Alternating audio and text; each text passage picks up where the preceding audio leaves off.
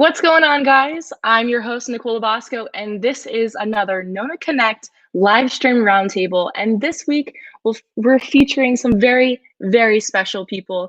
They're the local Lake Nona teachers, because after all, it is Teacher Appreciation Week. So we're gonna go ahead and bring in the whole group, have them introduce themselves. And there's something pretty special about this group here. Most of them I was either taught by or I worked closely with. And I think that's pretty cool because it's kind of like bringing it back full circle. So we have Pam Guyton. How are you? Good, good. How are you, Nicole? You look gorgeous. Oh, thank you. Thank you. And then we have Miss Janell Schenker. How are you? Hi, Nicole. I'm good, thanks. And then we have, of course, Gail and Justin Chase. How are you guys doing today? Hi. Hello, we're great. Awesome. Good to hear. And Miss Courtney Connelly, how are you? I'm good. Hey, everybody. So thank you so much for joining us, guys. And for those in the audience who are just tuning in, if you guys have any questions for these teachers, please by all means submit them in the comments and we'll go ahead and pull them in because it is Teacher Appreciation Week and we want to help show them how much the community loves and supports them. But first I want to kind of just jump right in and we'll start with Miss Guyton. Tell me a little bit about like where you're currently teaching, what grades you're teaching, and how long you've been teaching for. This is year 30, and you would think I'd be ready to retire, but I'm nowhere near ready to retire. I absolutely love teaching. I probably have at least 15 more years to go. I'm currently at Innovation Middle School. I was blessed to open the school, and I teach 7th and 8th grade honors geometry and honors algebra. So lots of fun, great kids. I really 30 years. That's amazing. 30 years. Congratulations on that. Thank you. Wow. And let's go to Gail and Justin Chase. Go ahead and tell me how long you guys have both been teaching for and where at. First. We were just discussing that, trying to remember if it's year 22 or 23. I think it's 22 and a half. Yeah. We're going to just split the difference and say Sure. 22 and a half. We did graduate in December of a different century. Yeah. But yeah, so we're just one little bitty bit behind Miss Guyton, and we both teach at Lake Nona High School. I teach theater. And I teach chorus, 9th through 12th grade. Yes, we both teach 9th through 12th grade. And I opened Lake Nona High School. I came the second year, yeah. We've been there a long time. And yeah, I think all but one semester we've been here in Orange County. Wow, that's amazing. And Ms. Connelly, how about you? Where are you currently at and how long have you been teaching for? So I'm currently at Lake Nona Middle School teaching some chorus classes and one advanced piano class with my amazing colleague, Ashley Maka. We team teach together at Lake Nona Middle School. And this is year 22 for me. So yeah. Wow, congratulations on that. And for those of you watching, Ms. Connelly was actually my freshman piano teacher at Boone High School way back when, before Lake Nona High even existed. That's so funny. I was trying to remember, did I teach you at Lake Nona or did I teach you at Boone? So thank you for helping my brain. You're welcome. It feels like so long ago. It's insane. And of course, last but certainly not least, we have Miss Janell Schenker, formerly Coach Grasso, to all my fellow 2011 peeps. Ms. Schenker, where are you currently working at and how long have you been teaching for? Hi, I am at Lake Nona Middle School as well with Miss Connelly, and this is my 17th year of teaching. I thought I've been in for a long time until I hear with my colleagues here, but yeah, 17 years is this year, and I teach 7th grade PE, and I also coach Special Olympics for 6th, 7th, and 8th grade. Awesome. Listen, 17 years, that's still a massive amount of time. So thank you, all of you. Like, you guys are very committed. That's amazing. I really didn't even think about like how long, some of you may have been doing this. So I feel like when, as a former student, people are thinking like, oh, your teachers, they maybe only do it for 2 to 5 years, but then no, you guys really make it like a lifelong commitment. And I think it really shows. So thank you for that. We're lifers. At this point, we might as well be lifers. Yeah, exactly. And I feel like this is a good transition to the next question that I have for all of you. And we'll jump to Miss Connelly. Let's go to you first. What led you to become a teacher? Oh my gosh.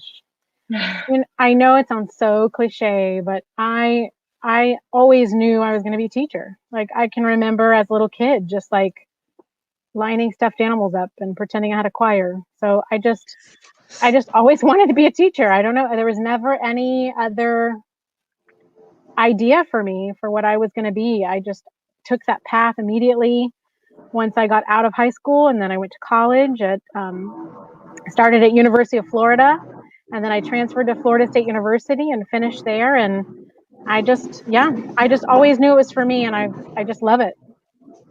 Awesome. Mr. and Mrs. Chase, how about you guys? What led you to become teachers?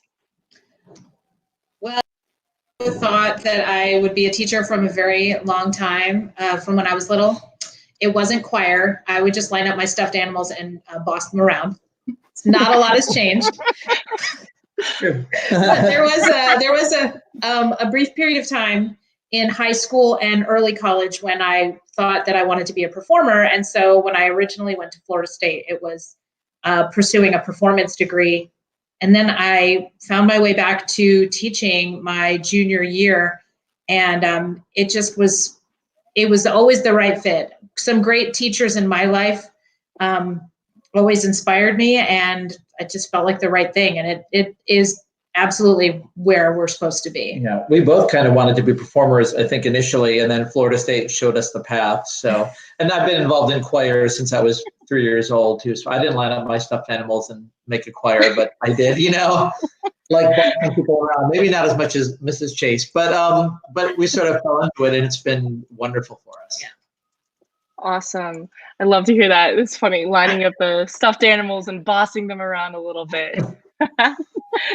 Miss Schenker, how about you? What led you to become a teacher? Well, I too lined up my stuffed animals. And back then, I would just give them math work to do. But I didn't know that I wanted to be a teacher back then necessarily. I went into college with a plan to be in physical therapy, and then I realized as a college athlete, I needed to find something that I could be a college athlete full time and a degree. I wanted to be educated. And I took one PE class in college, and I had so much fun being a participant that I thought, I can't wait to be the person that gives kids the chance to be that, to have that much fun at school. And so I chose PE as my degree or physical education. And it's so much fun to see the kids having fun, moving around and active. And it's definitely where I'm supposed to be as well. I agree with that. I love that. Miss Guyton, what about you? Well, I have 5 siblings, so I lined up my siblings. And yeah, that was, the end of the year, the teacher gives away stuff, and I just wanted boxes full. And other kids would want to go to the toy department, but I wanted to go to the school supply department. Like, I just love the smell of fresh paper and pencils. But truthfully, even though that was true, my senior year, I wanted to join the Air Force. I got full accommodation to the Air Force Academy. I wanted to be a fighter pilot. I did everything it took. And then I messed up and fell in love and didn't want to leave, my guy. So I chose teacher as plan B, and it's just who I am and who I was meant to be. So, God has a plan. So you just have to make your plans, but then know that he's going to come in and lead you where you need to be. So I love teaching. And I don't know, fighter pilot, maybe not so much. And I feel like for the amount that you guys are teaching for, you have to love it. I can't imagine not loving it and doing it for 17 plus years. That is just insane. That's commitment right there, to say the least. So yes, we're all committed. Yeah, or need to be. I'm very, it's apparent too. And I think that's a lot of the reason why like Teacher Appreciation Week is so important, especially nowadays. Obviously we're all in quarantine, and as things are beginning to lighten back up, school is still online for the rest of the year. And so that kind of transitioning into that for the next couple of questions, Ms. Schenker, we'll go to you first. Describe how it felt when you discovered you wouldn't be returning to your classrooms, or in this case, the gym. honestly, it's been kind of like well, what are we going to do? Because physical education is just that. We educate them by being physically active. So it's kind of been, it was a lot of brainstorming with my colleagues and trying to just come up with a plan. We immediately just started trying to plan out and figure out a way that we can make sure our students are still getting the benefits that we can offer them from a distance, and through the computer. So I think it was more of just, now let's come up with a plan. That was my immediate reaction to it. Miss Guyton, how about you? I'm crushed. I feed off the energy of my students. I love being in the classroom, and don't misunderstand. Mondays are Mondays, and I love Friday afternoon, but I feed off the energy. So I was crushed when I found out we weren't coming back. In middle school, when you teach high school credit classes like I do, it's a different kind of pressure. So because they have to continue the curriculum, they have to finish. And at that point, they had to be ready for their EOCs. Even though now they've removed those for the time being.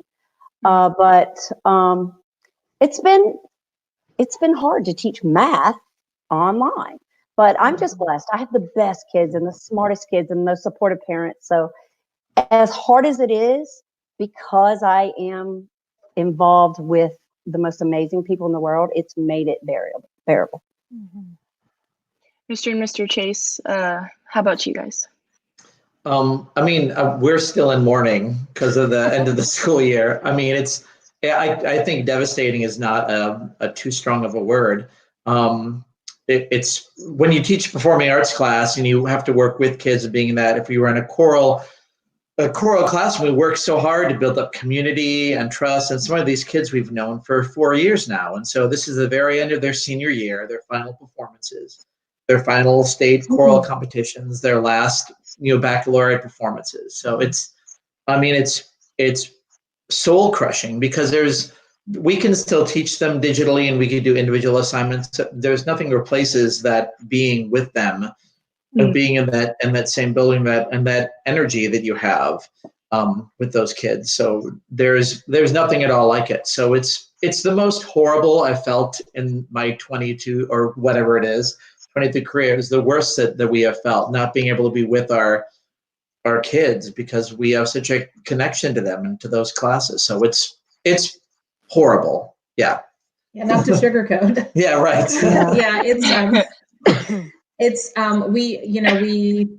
We feel like a family in the 800 building, and the kids are our kids, and we're school mom and dad, and it's hard. It's hard to be away from them because we love them and they love us. And he said, some of these kids we've been teaching for 4 years, but to be honest, because we have such a tight-knit relationship with Lake Nona Middle School and now with Innovation Middle School, some of these kids we've been watching grow since sixth grade. Right. And so it's 7 years of watching them and loving them and, and sharing wisdom with them and them sharing wisdom with us and collaborating with the middle school teachers to help them continue to grow. Miss Connelly knows, Miss Guyton knows, Miss Schenker, all of us, we've all watched these kids from when they were adorable little fifth graders coming into their sixth grade night, and now they're going off to college, and it's beautiful and it's awesome, but it's so bittersweet that we aren't there to reassure them and to just give them a big hug and celebrate with them. And to celebrate. We all feel very cheated. I can't imagine having to, see your classroom go from stockpiled full of children that are so intrigued and listening and even excited. Let's be real, excited about the school year coming to an end, and then going off to college and not having that. And I think, not to discredit class of 2020, because we've been talking about them a lot and I feel for them, but you guys are feeling it too. Like you just said, Mr. and Mrs. Chase, like you guys are heartbroken and devastated that you can't be there to celebrate their accomplishments with them. Miss Connelly, how about you? Yeah, just kind of along the same lines as the Chases. We have these kids for multiple years, you kind of watch them grow from sixth grade all the way into eighth grade. And then there's just no closure. It's sort of like we didn't even get to say goodbye to them. So it's been hard. It's been hard for that reality of telling them that all the end of the year stuff is canceled, and here are your 2 assignments per week online instead. So yeah, there's just been a lot of heartbreak and just, just thinking about that so deeply. Like yesterday I had a parent conference, and I was with a particular student whose older siblings were also in our choral department, and it was like, okay, I guess this is it, goodbye, because we didn't really get to end the year, but this particular family had been in choir for probably a total of 8 years at Lake Nona.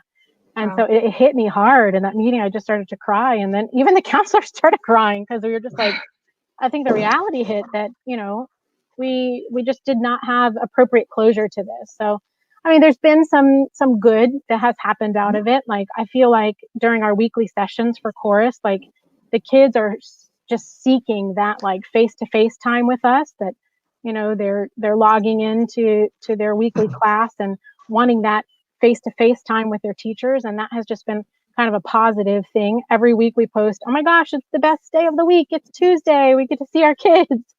So, we're trying to find, as everybody, I know it's cliche, but the silver lining, just trying to find the joy in the little things that you do throughout the day with the kids. And when a student sends me a video of their piano piece that they've been working on, like, okay, you can still do that at your house.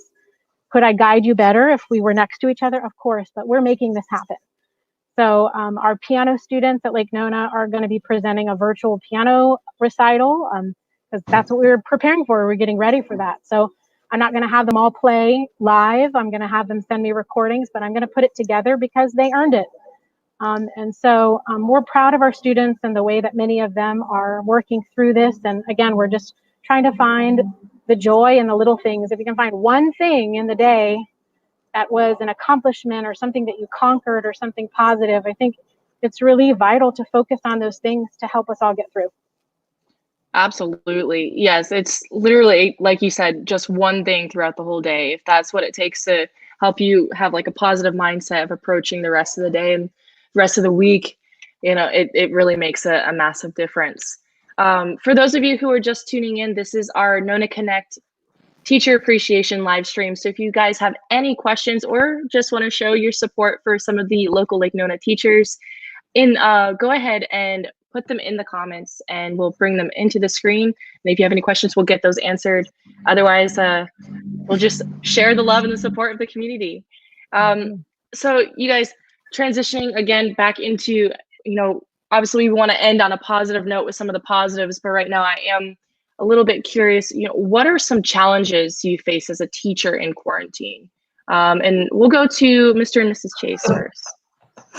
Okay, so we have a 6th grader in our house and a 9th grader in our house, and the 2 of us, and that's all of us trying to get on our devices at the same time. That the internet has been very tricky. One time that I found extremely amusing, which is not nice, but it's true. Justin, he lined up some really fantastic living composers and did live Zooms with his classes so that they could talk with these amazing composers. And so he's running the Zoom and our son is in the other room watching. And then all of a sudden the internet said, no, too much, and kicked Justin off. And then Jackson came running from the other room with his laptop, and then they continued to run the session from that laptop. And so I just sat there quietly watching as Justin was in a panic, which is not nice. We have to laugh. A new rule, only one person on a streaming device at one time. That's Sometimes right. we say, okay, children, turn off the Fortnite, turn off the Animal Crossing. Now it's time for us to do a Zoom lesson. That's right. So it's amazing we haven't been kicked off of this site yet. Yeah, so I mean, miracle. everything is challenging when you can't be with the kids, but like Courtney said too, there's been some great recorded performances and stuff that we've done auditions for choirs for next year, and kids have submitted solo songs and they've kind of learned themselves, and so it's given them a chance to really shine. So accentuating whatever positives we can. But the internet has been an issue, but I mean, I think it's been an issue for everyone. I don't know another time in the history of mankind that we've been using more Wi-Fi than right now. Yeah. But I will say, this has been an opportunity for my more introverted or shy students to really shine. I've been doing a lot of fun projects where they have to record themselves. The extroverted kids that were already really in it, they're still continuing to be in it and enjoy themselves. But I'm seeing in some of these more shy kids this opportunity to really come out of their shells through this media, which is it's been a really, really nice little benefit that I wasn't expecting. So that's fun. I do like being in my pajamas more, so there's that too. That's a challenge and an advantage, right? That's great. Teaching while in the PJs. Ms. Guyton, how about you? You're talking positives, right? That's what we want. I'll tell you what. Here's more positives. I'll just be honest with you. My parents now know quadratics. They know circle segments. I'm chords. I have had so many parents really step up with helping their kids with this advanced mathematics at this young age. Middle school, high school credit courses, it takes a special child, but it also takes a very supportive household. And that we've seen it. I've had more parent contact and more parent groups. I've had students say, my mom and I both worked on this and it was a lot of fun and we got through it. And that's a positive. That's a positive that it reminded them of their math and why they loved algebra or why they didn't love algebra. But that's a real positive. But I'll be honest with you. I am that person that needs people. And I can feel from some of my students who are sitting at home. I've had kids email me, Miss Guyton, I'm just so depressed. I'm like, I am too. I need to be with you. So to see that some of those kids that sat in the back and were quiet, to see them need me and reach out to me, that's made me feel good because they know, it's a safe place and they can talk about those emotions too. And I was lucky. We have an FSA, an EOC, so we were almost finished with our curriculum, which is very nice because then I could just put out review and it wasn't so much new stuff that they had to learn. So that we were lucky with that way with my curriculum. But when I look back at this in 5 years, I will not look at it as a positive thing. I need to be back in the classroom. I just really do. Preach it, Pam. It's just true. I want to be with my kids. I want to be in, and I'm a routine person too. So this has really killed me with the non-routine. Ms. Connelly, how about you? Okay, so the question says, what are some challenges that you faced as a teacher? Okay, so here's a challenge right here. See this? This little Ethernet cable, like from 1981, was it around then? I don't know. Anyway, it's really old. And it's connected to my computer because, I don't know, we live like in a big condo area and I think everyone, I don't know, just it's not handling what we need it to do. My husband right now is on like a webinar.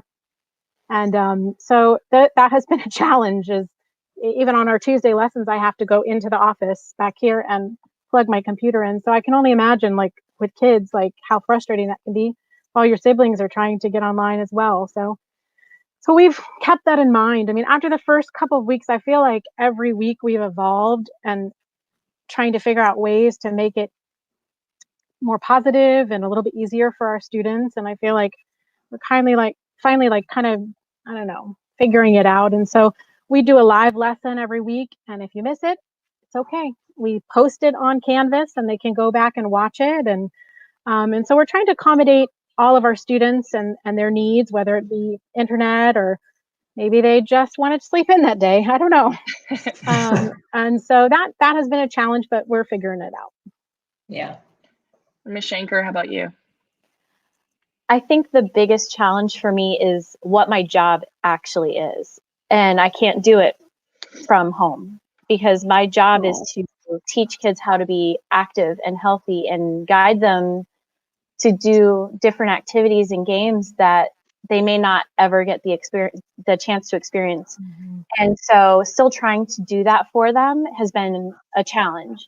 Luckily, this has given me the opportunity to allow them some creativity. We've been able to come up with assignments so that they can create workouts and they can create videos and dance, and they have included their families and their dogs for that matter. I have them that are showing me videos of them lifting their little dog as a replacement for weight. So it has been really fun to get to see their creativity. And again, the same thing as that was said before, the students that are quiet and don't like to do things in front of other people, this has been more of a chance for them to be active and share what they enjoy to do as their activity time.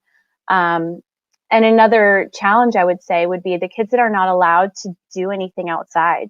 They might live in apartments or condos or a neighborhood that they're not allowed to their parents may not allow them to go for walks because they're still working, they're not at home.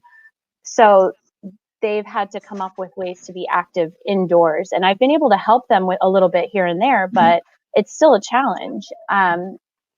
Everybody needs their outside time, whether you like the heat or not, you need to be outside. It's a positive mood booster, as if you want to call it that. And it's nice to be able to see their creativity, but I have a hard time still reaching out to the kids that really need the physical activity time. Yeah. I can imagine how difficult that would be too, because I was thinking about that previous to this live stream, how can you really transition PE online and then make sure that, these kids are still doing it. And I think maybe it's a little bit easier nowadays because everyone's got their phones, so they can submit the videos, and there's TikTok nowadays, so everyone's doing the dance, and if we want to call that being active. But I like the creativity that you mentioned. The kids are lifting some of their smaller dogs. That's funny. Vacuum cleaners, dogs, milk jugs, you name it. And that's the constant theme. I feel like every live stream I've done so far, I'm noticing that, I think I even said this in the last one too, that quarantine is pushing everyone to be a little bit more creative. It's pushing us all out of our comfort zone and out of the box, but it's definitely teaching us it's okay to be just a little bit more creative than you were in your normal day-to-day life. So we'll go back to you, Mashenka. What has transitioning to distance learning made you realize about yourself as a teacher? What has quarantine taught you? I am not meant to sit in front of a computer all day. I miss getting my steps in. I mean, my coworkers and I within my department alone, we ask each other multiple times a day, what is your step count? What is your step count? Because we love the activity. And we've discussed it in our meetings that we're all having a hard time sitting in front of a computer for just long periods of time and missing out on that. So I definitely know I'm not meant to be sitting in front of this computer unless it's for a meeting or something. It's really hard. Ms. Connelly, how about you? Oh, same thing. I even had to, my husband had to set up one big screen, and then I have my little computer, because just staring at the screen all day, I'm not used to that. My eyes are not used to that. And so that has been such a challenge getting used to it. I don't know how people have jobs where they stare at a computer all day. I mean, good kudos to you, because I cannot do that all day. And I've even noticed with my 7-year-old, she can take so much of it, and then we've got to just kind of put it down for a second and go for a walk, do something, just because your eyes, it's just so challenging. So I know for sure for myself too, that I don't think I could have a job with a computer all day long or be I don't know. It's just a little bit more challenging. We're making it work, but that has been the hardest thing for me, is not seeing my students in real life and then having to just kind of do the communication through a computer. So we're making it work, like I said, but whew, yeah. Ms. Guyton, how about you? It's as a teacher, I just realize how much I really need these kids to function. They are part of my soul. They're part of my daily happiness. So ditto with all of the computer stuff, staring at a computer and that sort of thing, and finding ways to teach math. But math is, and like everything, it's so individual. So when you're teaching generically and Sally can't raise her hand and ask specifics, it really is, it's frustrating.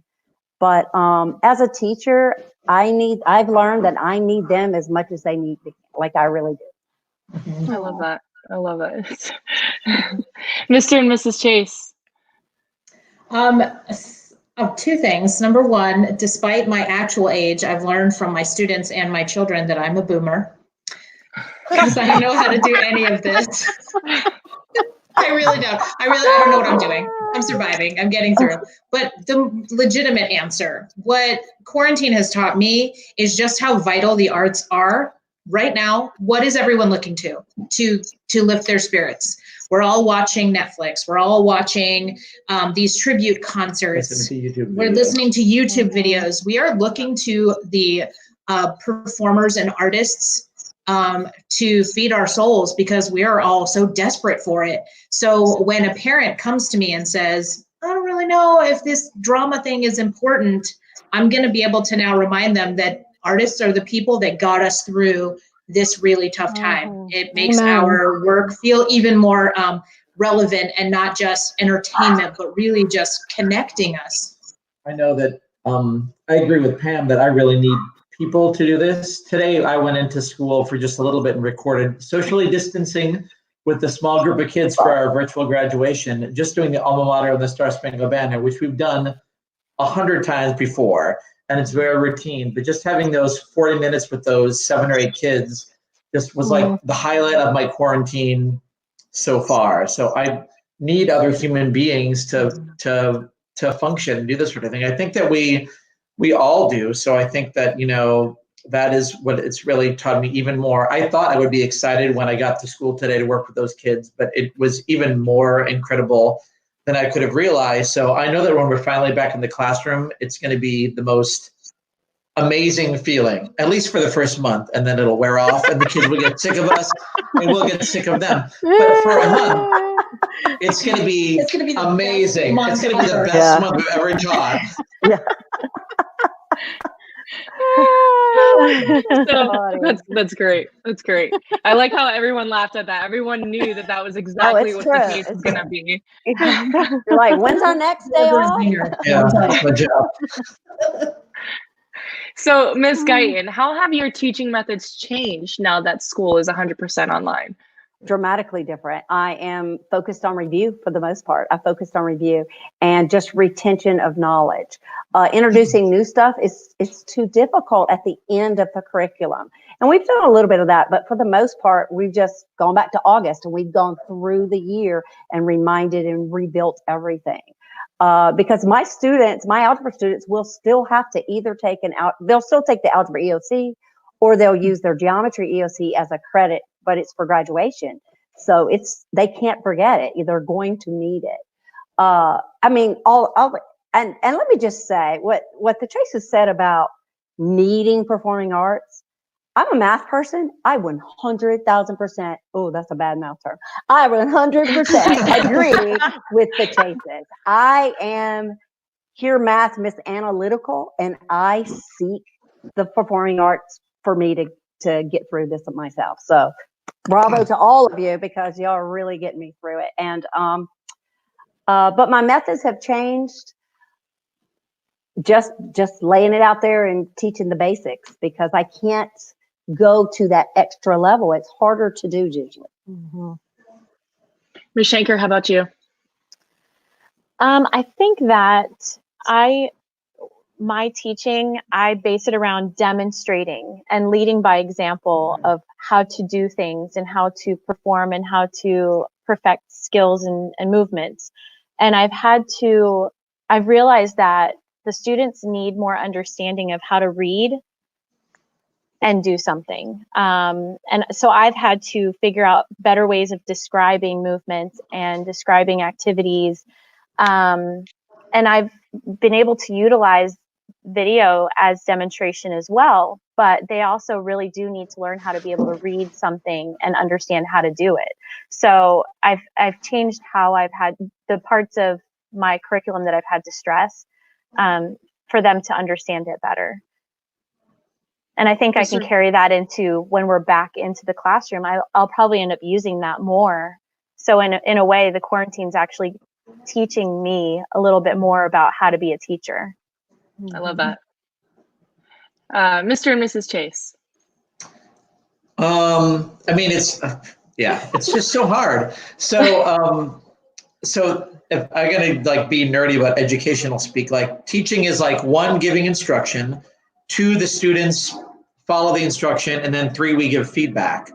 And that's a really quick loop in a chorus classroom or in a drama classroom. That they do something for us, we tell them to fix it, and they do that. But it's hard when we have to give them instructions, and then they've got to record something, and maybe they'll turn it in, or maybe they won't turn it in, or maybe they'll turn it in a week late, or it's just like not having that direct feedback. So it feels like kind of, I don't know if Janell feels like this, sometimes it's like speaking into the void. Like, here, I'm going to teach this song, and I hope that people are listening, it's the way that it kind of feels sometimes. So much more individual as far as group stuff. And something that I think is different in chorus too is that we have a lot of singers who are very comfortable doing solo singing, but we have some singers who love being in an ensemble in a small group that maybe aren't solo singers, and that's their safe space. So to have them sing by themselves really freaks them out or makes them uncomfortable, and so they're having real trouble not having their group members with them. So we've got to really be about what can I do to reach you, since this is a difficult situation for you, a kid who may have been really, really shy about even joining chorus, and they finally got a bunch of confidence now, 3/4 of the way through the year, and now we say submit a solo on your own. They may not have that within them to kind of do. So it's not seeing that individual student that makes it tough. So we have to really work on that. And it's not being able to directly hear what they're doing and giving feedback in different ways. It's a real challenge for us. And that's something that forming arts teachers and chorus teachers, I mean, if you want to watch master teachers, watch Courtney Connelly or Ashley Maka, Christina Jimenez, any of these middle school, chorus teachers, and they know how to structure a class like magic. But that's what the kids right in front of them. I've seen Courtney, train, 80 boys at one time to middle school boys. It's like magic, and that magic doesn't happen when they're not right in front of you. Right. She knows I think she's magical, so. I will say, Miss Chase, yeah. I'm a theater teacher, live theater. Film acting and screen acting is a completely different animal, and it is one that I'm not trained in. So when the kids tell me they're interested in TV or film, I tell them I'm very excited for them to find a good teacher to teach them, because that's not me. It's not my skill set. I mean, look, I can barely stay on screen because I'm all over the place, but I am learning from all of this and seeing their video submissions. I'm learning what some of the do's and don'ts of filming, which can actually help when they're preparing for their college auditions, because students that want to do this as a college path, they have to do what's called pre-screens. So they have to record themselves doing monologues, singing songs, and then send it off to the colleges. The colleges look at the video, and then they say, yes or no, you are allowed to actually audition for us. And if you turn in a low quality pre-screen, you're shooting yourself in the foot, so to speak. And I've not ever really been able to help with the pre-screen process. I can pick good material for them or help them, but I'm not good at what a film reel should look like. And I have a much better understanding now of lighting on a screen, or a neutral background, the angle of the camera, because a lot of the times the kids like to put their phone on the desk and then stand up. And you get this weird Andre the Giant you can kind see of, up their nose. yeah, it's very weird. Gross. So I'm learning ways to help them in the future. And then also, like Janell said about demonstrating and talking, I give them written instructions in class, but then I talk about it and I can make sense of what I'm trying to say. We can have a conversation. It's so much better. So now, before I submit an assignment for the students, I have my 15-year-old look at it with his teenager eyes. Does this make sense to the teenage brain? No? Okay, what do I need to fix? And so he's been my teacher in all this, because I'm missing that back and forth immediate interaction where they can say, this is confusing, just tell me what you really mean. Does that make sense? Yeah.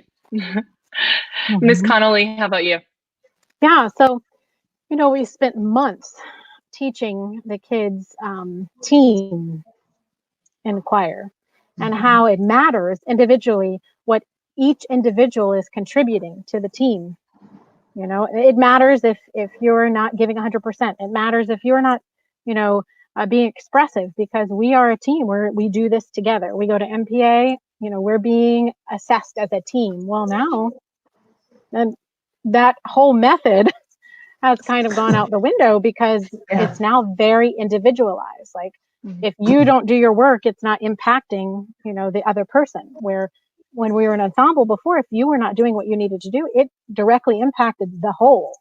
So that has definitely been, in terms of teaching methods, that has changed completely.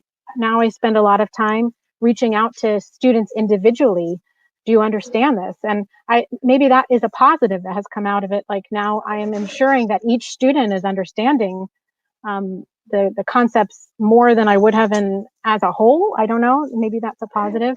In a piano sense, we've always been very individualized, but now the methods have changed, in the sense that I used to be able to just go sit next to them and demonstrate, like everyone is saying, like, this is what it needs to sound like. This part right here should go like this. And now I'm carrying my laptop and holding it at a weird angle, trying to play the right hand. So definitely methods have changed dramatically, but they're getting it and they're learning it. And it's been a learning curve for, I think, every teacher out there. But we're finding our way, and finding that some students are successful and some students are not going to be. And so we're constantly, every week, kind of figuring that out and getting better as we go. So only 3 weeks left. By the time it's over, we'll be like really good at this. Only a couple more days for seniors. And then back to the old methods. Yeah. So what are some things you've done for your students, or that your students have done for you during quarantine? And we'll go to Mr. and Mrs. Chase. Probably the biggest thing that I could say is our spring musical, The Drowsy Chaperone, was not able to happen, which was pretty devastating for all of us. We had 35 seniors involved in the production, about 75 kids total. And we always do a senior night, where at the end of the show, we give gifts to the seniors, and we talk about how amazing they are and share anecdotes and whatnot. And so they were really sad that on top of losing their show, they were losing their senior night. So there's a beautiful, wonderful parent, Sharon Fuentes, who made handmade individualized gifts for every single senior involved in the show. And then I wrote letters to each of the seniors, and then the other adults involved in the show, we met up in a parking lot, and we divided the gifts into groups. And then we went around with student members of our production team. Everybody was in a separate car and wearing masks. And we went to every single senior's house, and we surprised them with their senior gift. And that was really, really, it was really special. It was nice to see their faces, their surprise. Some neighborhoods are really hard to get into. So that was tricky. I'm looking at you, Village Walk. But we put our heads together, and we called other families to try and help us. And it was a collective effort, and that was really quite fun. Yeah, there's different things that we were able to provide to students at this time. Like, I've done some wonderful Zoom chats with some great composers around the country. One of our students today just did a masterclass online with the Orlando Opera Society. So it's some of those interesting little extra outreaches that we've done sort of digitally that we maybe wouldn't have done in the classroom, because maybe we wouldn't feel we'd have time to do them at the end of the year. I've written some cards to my seniors as well. He wrote a card to every single one of his seniors. I did, and some of them got returned because their addresses are not updated in Skyward. But it's fine. It's fine. I mean, and this, staying in communication with those kids, whether it's a message here and there or that sort of thing. Yeah. It's just nice to hear from the kids. It's difficult because we teach high schoolers, and for the seniors, it really feels like we're done. When we see them right now, they are done on May 13th officially, but they felt kind of done for a while now, and I don't blame them. I mean, this is weird at the end of the school year, so it's trying to keep them engaged and trying to continue to, for us, celebrate those seniors. and also to continue to say, let's look forward to next year. Let's do auditions for our choirs for next year. Here's going to be, the next season next year, what shows we're going to do. So we're trying to keep that energy and excitement up for when we do return. I got a couple of TikToks from some of my freshmen, which was really sweet, telling me how I'm their favorite teacher. That was really nice. But I would say if there's any kids out there watching and you want to know what can you do for the Chases, or I'd venture to guess for any of the teachers. Starbucks gift cards? I was going to say come back in the fall. Yes. I mean, to be honest, we're a little nervous about enrollment in the fall. Let's just say everything is lifted and we're able to go into school buildings in the fall. If students don't come back, if parents don't trust the system or the process and let their children come back, then that equals dollars, and that means teachers lose jobs. So the best gift you can give us is come back. Miss Guyton. Oh, I've got so many students. I have some students that have such great wit. They stop me cold in my tracks every day, all day, in the halls, whatever. So I've been getting jokes. I've been getting TikToks. I've been getting little videos. There is such a thing as math jokes out there, and I get one every day from this particular child. I've gotten emails. I've gotten e-gift cards from students. But one of the things that it wasn't specifically for me, but it actually made me cry yesterday was, our PTSA at Innovation and our administration fed us lunch and gave us little gifts and flowers and such. And we went around, we did the drive-through through the car. But when I drove up, we were met with a parade of students, with parents, with signs, I cried. I absolutely cried when I saw some of my kids, Miss Guy, and I absolutely cried. So just the appreciation, that's what they've given me. They've given me verbal and physical, and just they've let me know that they love me, and that's mattered so much to me. And I hope I've reciprocated. I certainly am one to tell my kids easily, I love you, be well, be safe. And through all my emails, I've done that. But so that's what. Miss Connelly. Well, I'm trying to think what are some things that I've done for my students. I haven't driven to their houses yet to deliver anything, but that'll be a little challenging. We have over 300 kids in chorus and piano combined, but I feel really kind of proud of the way that we've done things the past 3 weeks. We tried to kind of eliminate the excessive, just extra assignments, because we did a little poll on Instagram and realized that over 88% of them were completely overwhelmed with distance learning. So we kind of just revamped the way we did things with the inspiration of some of our fellow colleagues, and have been doing these really cool, just fun rehearsals and having them sing. And even though I can't hear them and they can't hear each other, we're still singing, just still giving them that gift of music in some way, shape, or form. And I think that our students have really enjoyed that. We've received some positive letters from students just saying that they enjoy that more. It's a little bit less of a load for them. When we're in choir every week before this, we were not, giving them written assignments where they had to do some of the things that we were expecting them to do in the beginning. So we really heard them and tried to kind of accommodate their needs and make it a little bit more like being in the classroom with us. They join us in the Zoom, and we have a prelude like we've always had, and we can chat with them and kind of give them that gift of, hey, we're here. What do you need? Can we talk to you? And let's sing together, even though we can't hear each other. Let's still do it. Some sort of normalcy. Yes, just trying to give them a little bit of that to kind of help them through. So, yeah, it's been fun. Ms. Schenker, how about you? I think that just them having PE and my assignments, and I put that in quotes, being that they get active and show me how they're active, I think it's given them a chance to step away from the computers and the phones and go for walks. And a lot of them, like I said, in videos that they've sent, they've included their families. And I've had a couple of students where their parents were excited to be a part of their classwork assignment for PE, and they would do family workouts together. And I think I've been able to give some of the families a chance to bring them closer together than they normally would, because they normally don't have time together to go for walks. They don't have time together to work out, or even just going outside and playing catch or kicking a ball around. And I've gotten feedback from them showing me that. So it's been very nice that I've been able to allow that opportunity just by them doing my work. And I have received emails from students just thanking me for the school year, because they know that it's the end of the year and we're not going to get to see each other until next year. Luckily for me, I have 7th graders, and hopefully they all come back next year and I'll get to see them next year.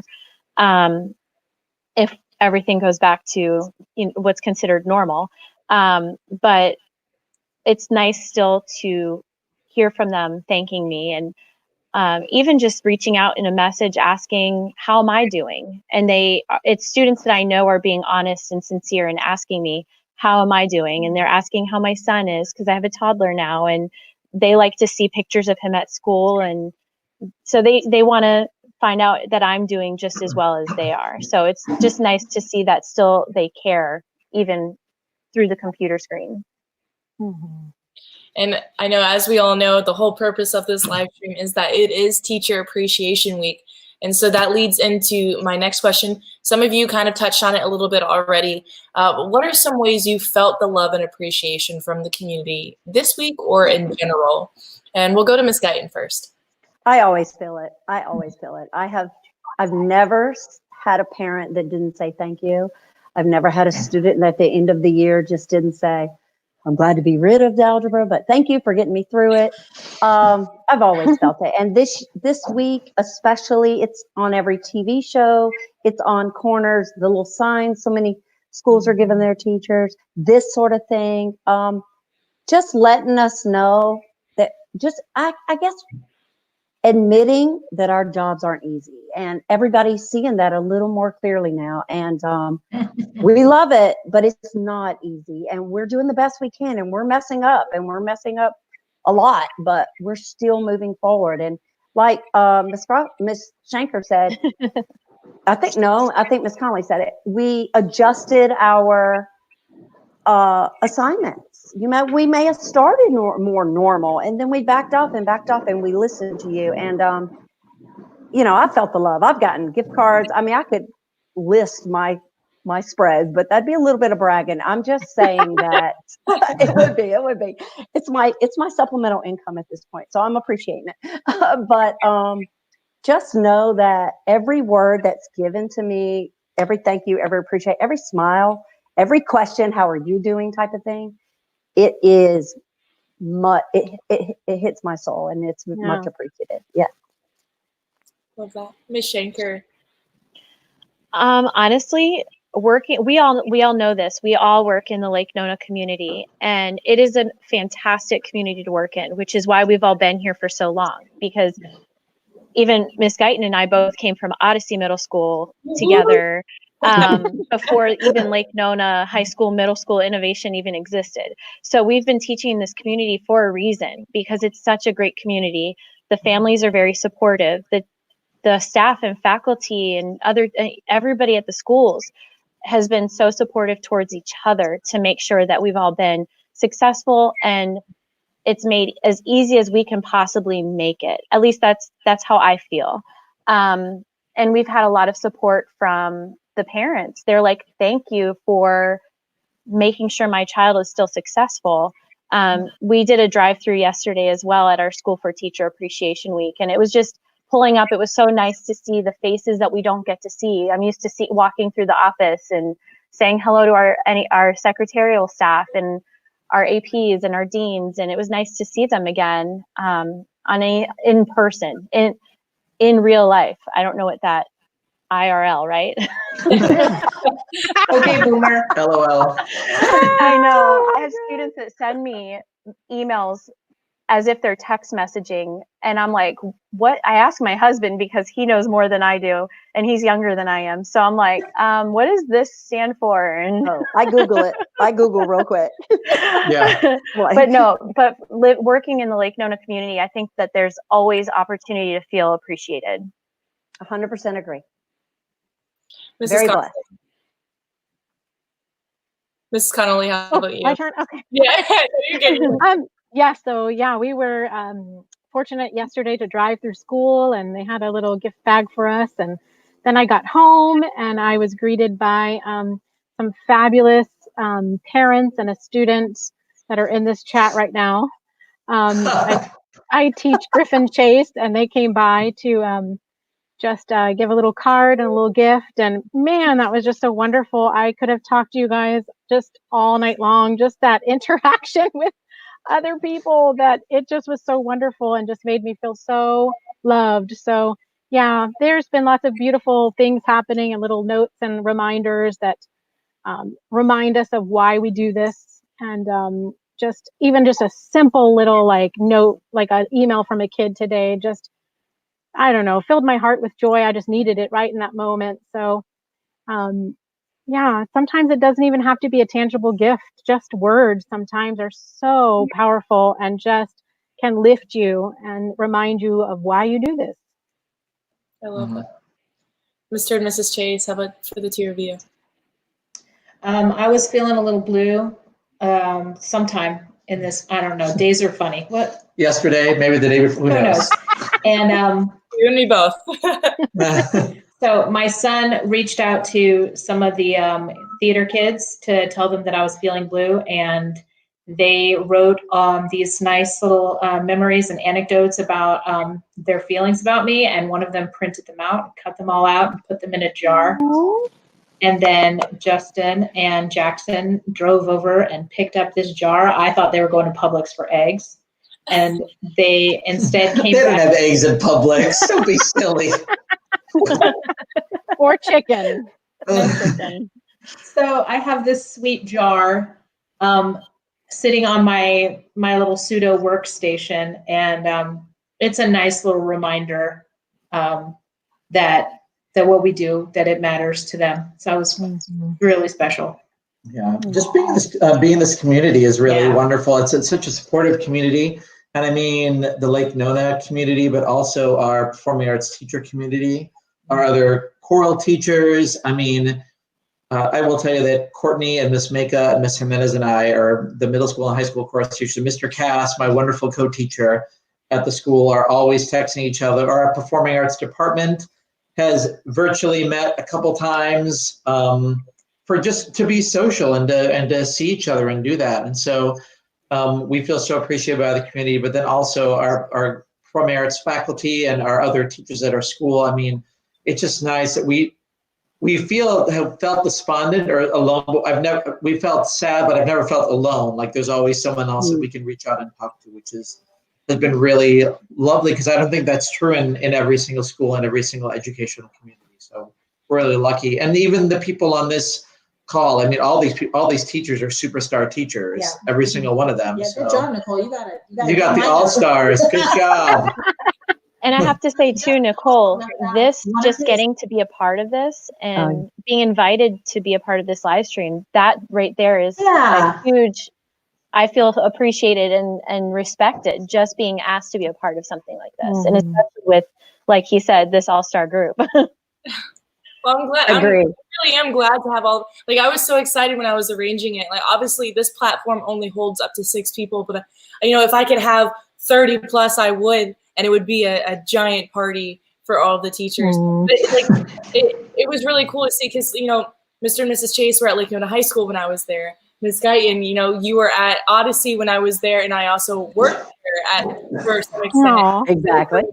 Miss Schenker, and then obviously Miss Connelly, you were a teacher of mine. So it really is, it's super exciting to kind of bring it full circle and, in some way show, you guys have made an impact for me as well. And that even though it was years ago, I still appreciate every single one of you. And I want you to know, we appreciate being able to see you. It's like every time I watch your live show and I'm like, I was a little bit a part of that. Like, we're so proud. Oh, you guys are so amazing. And every time I see it, it just makes me proud. So we appreciate you also, just for what you're doing, for following your passion. And Thank you. And I feel like that's a great thing. You said following your passion, and I feel like you're like reading my mind, because that's one of the things I wanted to talk to you guys about in the next question. if you could leave your students with any advice during this time, what would that advice be? And we'll go to Mr. and Mrs. Chase for this first. I would say just keep music in your life and keep singing, and just like everything, this is going to pass too eventually, that it may seem, dark right now, but this will eventually all be over, and we're going to be together, and we're going to sing again. So just hang in there, and we are going to get through this. We just have to work through this little part, and when we do finally get back all together, it is going to be amazing. I would say also there are a lot of really great things that have come out of this. I tend to dwell on the things that I wish were happening, but we as a family have connected so much, and he's gardening and we're enjoying nature, and the dog is as happy as she's ever been. So my advice to my students would be, when life resumes, whatever that may look like, don't lose what you've gained, because we have gained a lot. We've gained a lot. Mm-hmm. Who? Ms. Guyton, you. My advice would be, because I teach math, and I think my advice would be, there are a lot of students. I don't have many. I have 3 at this point. Start out with more than that. But I still have 3 students that are very much struggling. They're just not doing their work. So my advice during this time is reach out for help. There is not a teacher out here that will not do whatever it takes to get you through this. We've thrown all the rule book's gone. Whatever you need, we will get you there. But please answer the emails, reach out for help, and just say, if you just email back and say, I don't know what to do, or answer the phone call, we are here to help you, not to harass you. And we'll all get through this. And please come back in the fall. Please come back in the fall. Yep. Ms. Connelly? Yes. So we had the privilege of sitting in on this awesome session with a master teacher the other day, and something she said to me said to the group just has stuck with me. She said, being happy when you're busy is so much being happier when you're still. And that has been just a really powerful statement for me, because we just go through the school year and it's one thing after the next, and sometimes I don't even have time to be in that moment. And this quarantine has sort of taught me that. Like, I have sat on my porch and I've seen birds I've never seen before because I never stopped to really watch them. So, and I feel like kids are the same way. I watch my 7-year-old just go from one thing to the next and never truly just be still. So my advice is, again, find the joy in it. Find one thing in your day that brings you joy. And maybe it's just in that stillness where you see something that you never really noticed before because you were so busy and you just didn't have time to see it. So find the joy in something simple, even if it's just one thing a day, to just lift you. Mrs. Schenker? I think that I have friends that have students in OCPS, so they are dealing with being parents as teachers, and they're struggling with that because the students are frustrated, their kids are frustrated, and I think my advice to the students is to be patient with your parents. They're trying their hardest to be not only your parent but your teacher at the same time, and I think I worry that a lot of students that aren't patient with their parents, I worry that they're going to start resenting their parents, and they need to appreciate their parents still as well, because their parents are really working hard to do 2 jobs at once, sometimes more than that.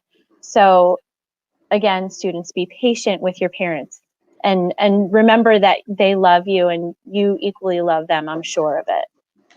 That's good. And lastly, as we wrap the live stream up with you guys today, why do you continue to teach? Ms. Connelly, we'll go to you. Oh, I'm first. Why?